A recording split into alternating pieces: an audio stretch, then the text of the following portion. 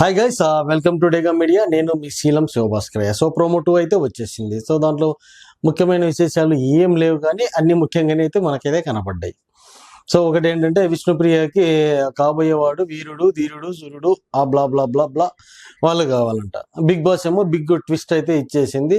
వీళ్ళ దగ్గర ఉన్న రేషన్ మాత్రం తీసేసుకున్నాడు. వాళ్ళ తీసేసుకున్నాడు ఊరుకుండక నబీల్ అండ్ నిఖిల్ను పంపించేసినాడు, రేషన్ తీసుకొని రాపమ్మని చెప్పేసి.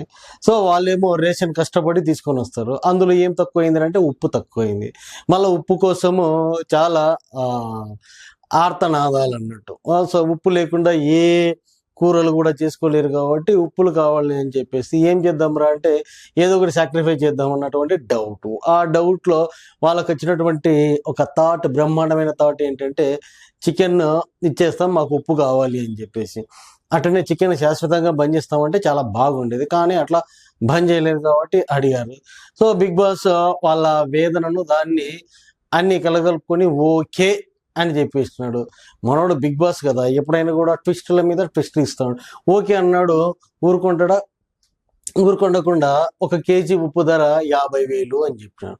ఇంకేముంది, అందరికీ ఫీజులు ఎగిరిపోయినాయి. 50,000 ఎక్కడి నుంచి తీసుకురావాలి ఏంటి కథ అని చెప్పేసి అప్పుడే మళ్ళీ ఒక ఆప్షన్ ఇచ్చినాడు. ఆ 50,000 ఎక్కడంటే ప్రైజ్ మనీలో నుంచి నేను తీసేసుకుంటా అని చెప్పేసి కథం కేల్ కథం, దిస్ ఇస్ ప్రోమో 2 అన్నట్టు. సో ఇక్కడ మనకు అర్థమైంది ఏంట్రయ్యా అంటే గనక, బిగ్ బాస్ ఒక వింత ధోరణిలో ఆడుతూ ఉన్నాడు అన్నది కరెక్ట్. మనోడు ఊరికేనే చెప్పాల, ఎవరు అభయ్ అలా లోపల బిగ్ బాస్ని తిట్టింది వేరు, బయట అబ్బాయి వచ్చిన తర్వాత ఎక్స్ప్లెనేషన్ ఇచ్చేది వేరు.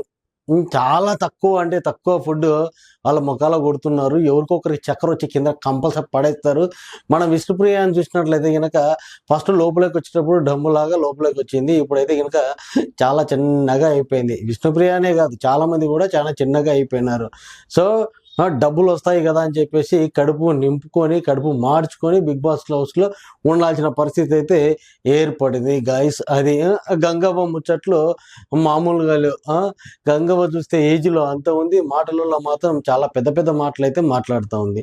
గంగవ్వ ఎట్లా మాట్లాడుతుందంటే, గంగవ్వ ఏజ్కి తగ్గట్టు గంగవ్వ మాట్లాడుతూ ఉంటే ఇక్కడ ఉన్న వాళ్ళ హౌస్లో ఉన్న వాళ్ళందరూ కూడా చాలా ఫన్నీగా, చాలా అంటే వితౌట్ సీరియస్నెస్ తోటి ఆమె మాటలను బొబ్బేసేసి అట్లా వదిలేస్తున్నారు అన్నట్టు. సో మరొకసారి ప్రోమోలోకి వెళ్తే ఏముంది అన్నది క్లియర్ కట్గా చెప్తాను అన్నట్టు.